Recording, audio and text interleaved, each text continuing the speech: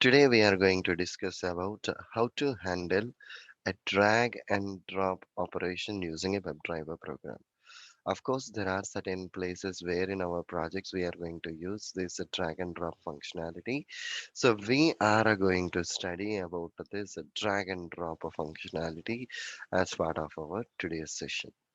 So it means we need to move one object from one place to another place and drop it. That's it. We just need to do that activity. So what I'm going to do right now is, let me try to open the browser. So here, jQuery UI, and you can find this a droppable object. And if you scroll down here, you can see that there is a drag me to my target. So I can drag this object, I can drop this object to here. So that fulfills my drag and drop operation. Okay, that fulfills my drag and drop operation. So what I'm going to do right now is to do so.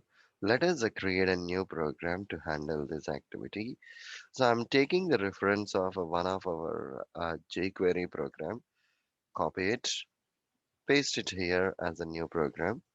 While creating a test script, the only thumb rule that we need to remember is we just need to give a unique name for that. So usually you can go with the scenario name that you are working on. Maybe the script name I can give as the scenario name that I've been using. Fine. So I just deleted the unnecessary code from this.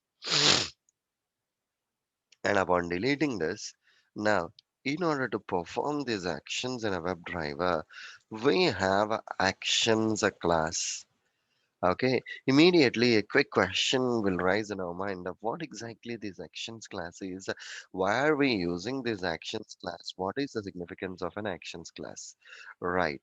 Why WebDriver is providing it info in a different classes? Why can't we get a complete WebDriver info in a single class? A simple example for this one is assume that you are working in an IT company and IT company has a multiple streams inside that stating that HR, admin, support or a call center, IT, admin team, and housekeeping. Right. These many teams are there. What is the significance of a HR team? I can say the HR team will be processing the payrolls. On a high level, I'm just explaining. The admin team will be monitoring the complete admin activities like water, whatever it might be they can do. The call center, will help team in resolving their technical issues, and IT team basically will solve laptop issues, and housekeeping will do the regular housekeeping activities. So it means there are individual teams which has a separate roles defined for that. But if you observe, all these things will fall in an IT company itself. Of course, IT company is only one, but internally we have these many subcategories inside the IT company. The same way, WebDriver is a tool which has a multiple classes and interfaces inside that to do a specific activity. So in the earlier example, if I have any queries related to a payroll, directly I have a point of contact that HR guys. If I have any laptop issues, I know I have an IT admin team. So depending on an issue, whatever we have, you can approach the respective teams directly. The same way, WebDriver is also having a multiple interfaces and as well as a classes to specify that particular activity. So here, actions class is one among the class which is used to perform a specific actions like, mouse over, right click, drag and drop. All these operations we can perform using this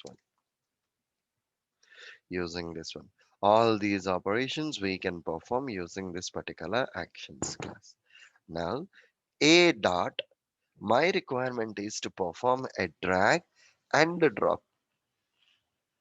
Let us see the commands out over there. See here, drag and drop and drag and drop by. These are the two different commands that we have. Drag and drop and as well as a drag and drop by are the two different commands that we have. Now, what we need to do is in the current situation, I know my source, what I'm dragging. I know my destination where I am dropping. We were clear about a source and as well as a destination. Hence, we will use drag and drop commands. So here, drag and drop. So here, the drag and drop, you need to specify what you are dragging and where you are dropping. Right click on the source, inspect. It is having an ID property. The destination is also having an ID property. Copy the ID property for your source. Go back here. Web element source is equal to find element by ID. I'm identifying a source. Web element destination is equal to driver dot find element by ID again. I have my both the source and as well as the destination here. Now the only thing is I need to perform this drag and drop operation from source to the destination. Okay, cool. And here drag is one action and the drop is another action. We have two different actions here. So we are using a build command to build multiple actions into a single action. So whenever there are multiple actions are there, in order to build multiple actions into a single action, we are using a build command, and perform is the command that we are using in order to perform this particular operation. In order to perform this operation, we are just using this perform. That's it. Drag and drop dot perform. That's it. That's the simple point of which you need to consider. Now, let me try to run my test script once and see how this is going to work. Right click, run as a Java application.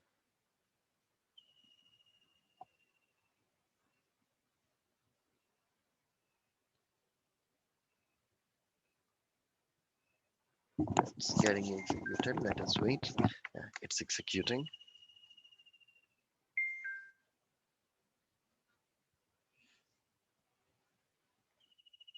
See, it performed a drag and drop operation.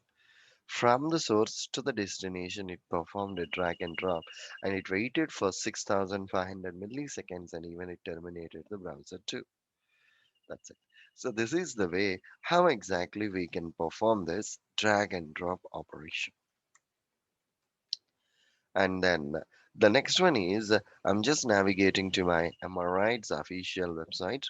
On this Emirates official website, click on this book.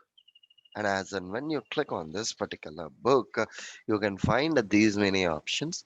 If you perform a mouse over operation on any one of these things, okay, if you perform a mouse over operation on any one of these things, then the respective options are getting highlighted. See, basically, as of now, I am on a book.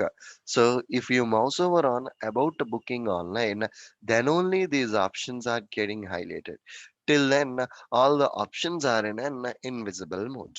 So, I need to write down a command in my WebDriver that will perform a mouse over operation on this. Okay, that will perform a mouse over operation on this. Okay, this is going to be my next scenario. So copy the existing program, paste a new program out over there, and in this new program, I'm deleting all unnecessary commands, and upon deleting that, update the application URL in your program. Update the application URL, and then here right click on this book, inspect. So whenever I identified that particular object, so it is starting with the tag name as a, that's fine, and href, data ID, data underscore link equal to book. So I noticed that data underscore link is a good locator. So copy it, slash a, open braces at the rate data underscore this one equal to book. See here, I was able to identify my desired object in the browser. So here we have this anchor tag, right? So we can use So link we text. can use a link text also, but Okay. I'm just going with the next path. Okay. Okay. Okay, cool. Copy this one, go back to the program, and here driver dot find element by xpath dot click. And upon clicking on this particular object, now I need to mouse over on about booking online so that the options related to that about booking online will display. See here, basically data link, this is the one. And if you observe for this one about booking online, it even has a data underscore link, which is a book column about booking online. Copy this locator, replace with this book, and I was able to identify my desired object. Copy it, web element src is equal to driver dot find element by xpath. I was able to identify this particular object. And again, we need to use an actions class in WebDriver in order to perform this operation. I just created an instance to my actions class, and now a dot move to element is a command which we are using in a WebDriver in order to move your cursor onto a specific object. Move to element src dot build dot perform. One thumb rule you can consider, this build and a perform are the common actions that you need to use on any actions class, are the common commands that you need to use on any actions class. See, it performed a mouse over on about the booking online. And later, if you want to click on anything, just perform a click operation on that and go ahead and click on it. That's it. Okay. Maybe you can try this particular piece as a scenario from your end. As a scenario for your practice, you can try this particular thing from your end. Okay, good. So we were done with these frames. Sorry, we were done with this. The concept is mouse over, and as well as the another scenario that we discussed as part of the lecture is drag and drop. These are the two options that we have used on this. Okay, two options that we have used on this particular actions class. Perfect. And once we are done with these two options, then the next point that we need to consider on top of this one is just create a scenario or create a basic program which will handle a web table. Web table. So what exactly a web table is? Data is represented in the form of a table. In the project, when you are working on your applications, basically your application data will be represented in the form of a table. So if you scroll down here, the data is represented inside this tabular format. Okay, good. and it has a two columns basically and a multiple rows of data, and the two columns are tag comma description, and it has a multiple rows of data.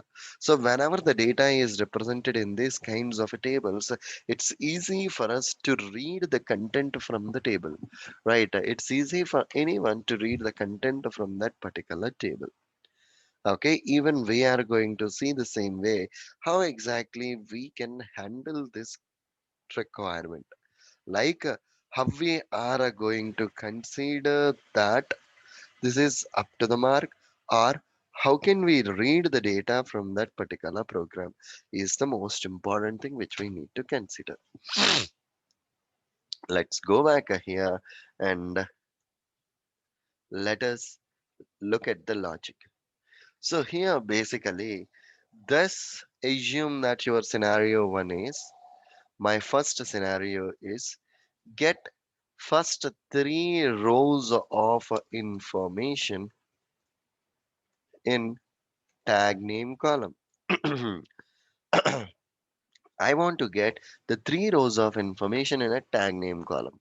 So right click on this first tag name, inspect. I noticed that it is starting with a tag name as A, but it is inside a TD tag, which is inside a TR. Whenever I mouse over on that TR, the complete row is highlighting. Whenever I mouse over on that TD, that particular column or particular object is highlighting. So what exactly this TR, TD, T body and a table? In a web page, if the data is represented in a form of a table, then the table tag will display in the HTML. Every table has a table body which is represented in the T body tag. And inside the T body, we have TRs, table rows, TDs, table columns. We have a table rows and as well as we have a table columns inside of this particular one. Okay, we have a table rows and as well as we have a table columns inside of this particular TDs. Okay, TD we can also have it as a TH. Either of these things are containing a column information itself. If you can look at this basically, this TD, it is inside a TR, and my first TR is the header and my second TR is this one. So I can write down my XPath as slash slash TR of a 2, which is highlighting the second row of TD of a 1. In the second row, first column, I'm just specifying that. Okay, in the second row, first column. That's it. I just specified that information. And now TR of 2, TD of a 1. That's it. I just specified this. So this is what my second object is. Go back. Let's create a program first of all in the editor. So let me copy the existing program, create a new program. And here in this new program, I'm deleting all the unnecessary code base from here and change the application URL to tags. And then here, the next one is, this is what my XPath for this object.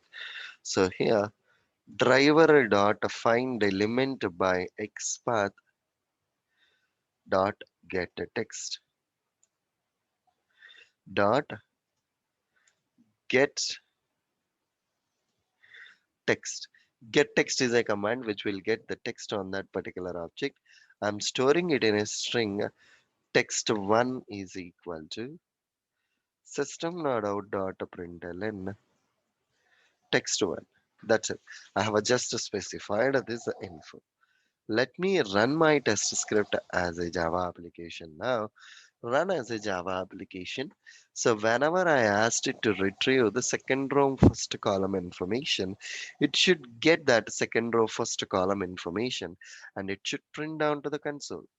Perfect. It retrieved that information. The same value got retrieved. Now this one. So here, if I notice it now, This is in my second row.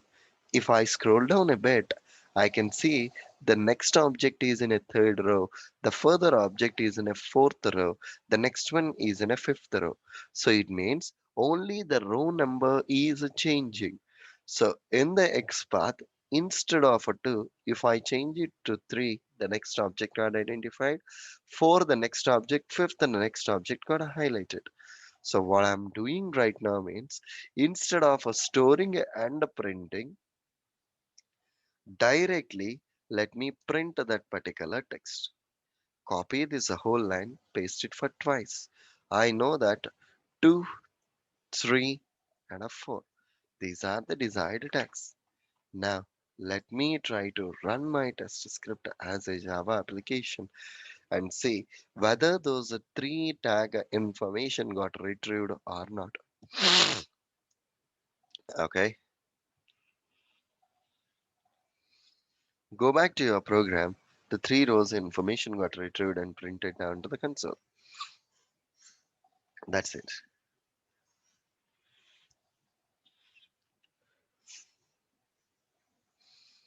Good enough. Any questions for me, guys, or you are good so far?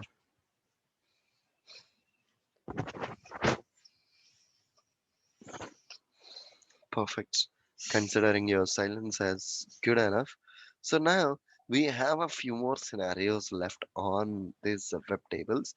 I will explain in the next section, but I want you guys to practice up to here. Go ahead and practice up to here. So we'll continue this topic with the further examples on our web tables in the next session. Okay, guys?